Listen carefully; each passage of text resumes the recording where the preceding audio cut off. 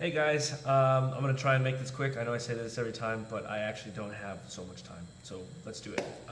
This is going to be called Moses and the Israelites. So Moses and the Israelites is the story of a people who essentially need to be reoriented.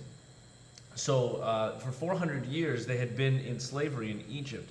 And so that slavery or the kind of stirring the pot of that culture or being within that culture for over 400 years and basically being slaves has a tendency to make you you're desensitized to God. So their knowledge of God and their sensitivity to God is completely dulled, if they even have it at all. So, and this is the result of years of crying out, right? So their sensitivity to God is dulled for two reasons. One is essentially that they've been essentially raised in a different culture, right? They've been slaves for pretty much as long as the successive generations know or have known. But two, years and years and years, over 400 years, so 4 centuries of crying out to God and for an end to slavery and having heard no response would probably make any society question whether or not God is there or at the very least listening. And so that's the kind of cultural milieu that we find the Israelites in. Now, I'm not going to go through everything because you guys are watching Prince of Egypt tomorrow, but let's talk about two big things. So the burning bush and God's name. Genesis 3:14, if you want to give it a look, is a curious instance of God revealing himself.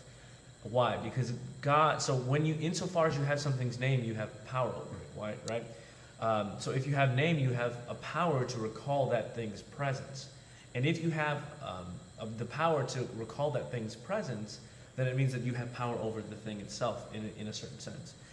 Imagine if I was to walk down the street and you guys saw me walking down the street, and all of a sudden you guys yelled out, "Mr. Gilbert," well, what would happen? I would turn my head, because insofar as you have my name, so long as you have my name, you have in a certain sense, a power over my presence. Which is why when priests do exorcisms, or if you've ever seen an exorcism movie, which is not true, or is not valid, but if ever you've seen an exorcism movie, what's the first thing they always ask the demon? Demon, what is your name? Why? Because if you have the name, you have a power over the presence of the thing. So in Exodus, I should say Exodus, not Genesis. In Exodus 3:14, God shows up in the burning bush, and Moses asks him a very pointed question. If you're telling me you want me to go to the Israelites and say, the God of your fathers has sent me to you, what should I say is this God's name? Now, why is that important? Because they've been raised as slaves, so the only gods that they know now, or that most of them know now, are the Egyptian gods. So Moses is asking a kind of question, which God are you? And God's response is interesting for two reasons. One, because it almost sounds like an evasion, like he doesn't want to give the name. But two, when he does give the name, it's something that's very, very significant and very, very important. And God says that his name is, I am who I am. I am who I am. So on the one hand, it sounds like an evasion, like he's kind of dodging the question. He doesn't want to give it.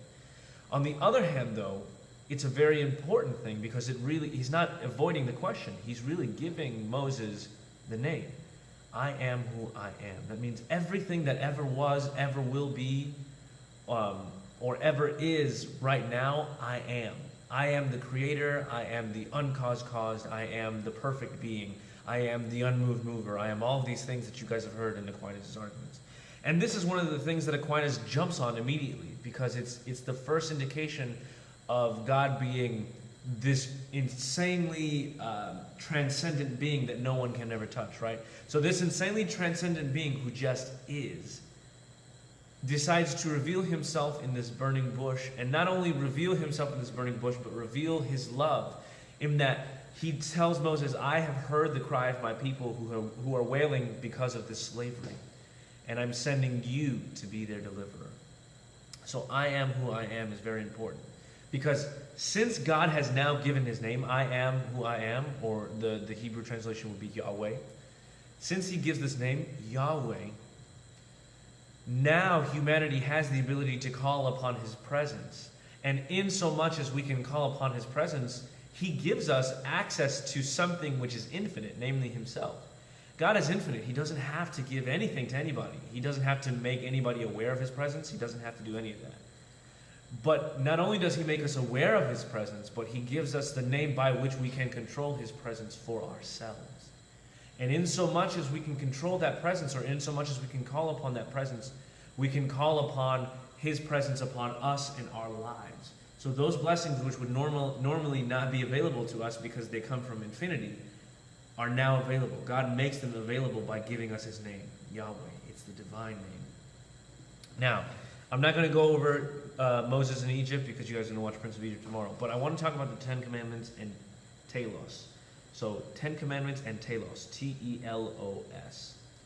A telos in philosophy is we say it's the end for which the thing exists. You know what that means is basically the purpose. What is the purpose of the thing? That's the telos, the purpose.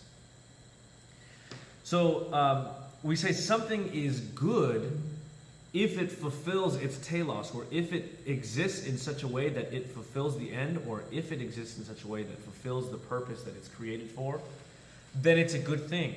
An example of that would be a knife. Suppose I had a knife, right? And what does a knife exist for? It exists to impale or to cut or to chop, right? But to separate things. Now, suppose that after a long day of work, I went to go cut some potatoes for my dinner. And as I went to cut the potatoes, the knife melted in my hand and just kind of went all over the potatoes. Is that a good knife? No, it's not a good knife. Why? Because the purpose or the telos of the knife is to be able to cut or to puncture or to separate things. And clearly this knife isn't doing that, so it's a bad knife. I'll give you another example. A cheeseburger exists to be able to satisfy hunger and to give some kind of nutrition, right? Enough nutrition that I can get throughout the day. Suppose I went to McDonald's and I had a McDouble. And if I had the night that I had the McDouble, I end up sick in the hospital with stomach cramps, diarrhea, and I'm throwing up and things like that. Was that a good cheeseburger? No, because it doesn't fulfill its telos. It doesn't exist in the way that it's supposed to exist. And because of that, I can say it's a bad cheeseburger. Human beings are no different. Human beings are supposed to live in loving unity, harmony. We're supposed to be able to tell the truth. We're supposed to be able to love one another, so on and so forth. And we exist. So we say a serial killer is somebody who is not a good human. Okay? A serial killer is not a good human not just because we don't like what he or she is doing. A serial killer is a bad human or not a good human because of the fact that they're taking away the end, or they're taking away the telos of a person. So people are meant to exist. People are meant to be alive. They're not supposed to be dead. Okay? And so they're taking away the telos of another person, but also they're not living in accordance with their own telos, which is to exist in harmony and unity with all of creation. That's the way God intended us to live. Okay? Now, when God gives the Ten Commandments, he's not just giving these 10 arbitrary or random rules. They're not just rules that God has given because of the fact that he's God, he's infinite, he's all-powerful, and he can give rules and this is the way he wants it. No, he's giving these 10 Commandments as a fulfillment of our telos as humans.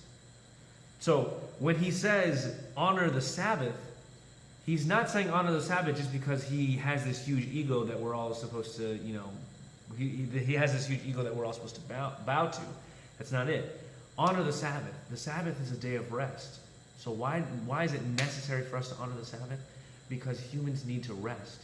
A person who cares only about getting a job done is not a person who is well-rounded and relaxed. And that's going to cause heart problems. You're going to have high blood pressure. All these other things that are going to happen if you don't obey the Sabbath. You're not going to be able to fulfill your telos. You're not going to be able to fulfill the end for which you were created. You shall not lie. Why? Because humans are designed to live in truth. Humans are designed to tell the truth. We live in a world that is a true world, right? If I look outside, there's oxygen. That's true. Independent of what I believe or what I've been raised to believe, it's oxygen, okay? Water is H2O. I need water. That's an objective truth, okay? And the second that I begin to live in such a way that distorts that truth, not only am I not allowing myself to live in the way that I was created, but now I've cut off the possibility for other people living in the way that they were created to live because I'm lying. So you shall not lie, right?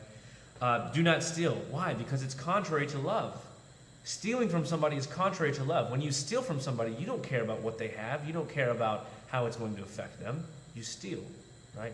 So even if you're stealing from a store, you're not concerned with how the economy works. You're not concerned with law. You're just concerned with being selfish. And insofar as you're learning to be selfish, or you're just concerned about being selfish, you're not being a full human being. You're being a less human being. You're being a bad human being. Okay? So it's not. So the Ten Commandments are not necessarily about God throwing out rules. These are rules that if you abide by these rules, then you become more human. They free you to be more human. Remember that I said the proto-evangelium. Everything from the proto-evangelium is God's attempt to make us more human, to allow us to be more human, to not be bogged down by our own passions. Now, last thing you need to know. As Moses is on Mount Sinai receiving these 10 commandments, literally 3 days after they get out of Egypt, what happens? They take all of their gold and they make a golden calf. As Moses comes down, he's understandably very, very angry, and he throws the tablets on the ground out of anger. Why? Because they just finished receiving the 10 commandments, the first of which is, I am the Lord your God, you shall not have other gods before me. But because they're so used to having all these gods in Egypt, they don't really know any better. But should they? Yeah, because it's the first commandment, right? Not even 40 days after you've received these commandments, you've only been out of Egypt for so long, you're already breaking the very first commandment. So basically, it flips again the covenant on its head. The covenant is supposed to be, you're now being reoriented back to the way, or to the beliefs that you should have, namely the belief in one God, Yahweh, who has established covenants with Adam and Eve, with Noah, with Abraham, and now I'm giving you guys a crack at your guys' shot. And not even a couple days out after Moses is on Mount Sinai, they already sinned by flipping the covenant on its head, by worshiping other gods. So that's really all I have. This has been a shorter video, thank the Lord. And this is all you have for the homework tonight. So be ready to watch Prince of Egypt when you get in tomorrow. Okay? So let's end with a prayer. In the name of the Father, the Son, and the Holy Spirit. Hail Mary, full of grace, the Lord is with thee. Blessed art thou amongst women, and blessed is the fruit of thy womb, Jesus. Holy Mary, Mother of God, pray for us sinners, now and at the hour of our death. Amen. In the name of the Father, the Son, and the Holy Spirit. See you guys.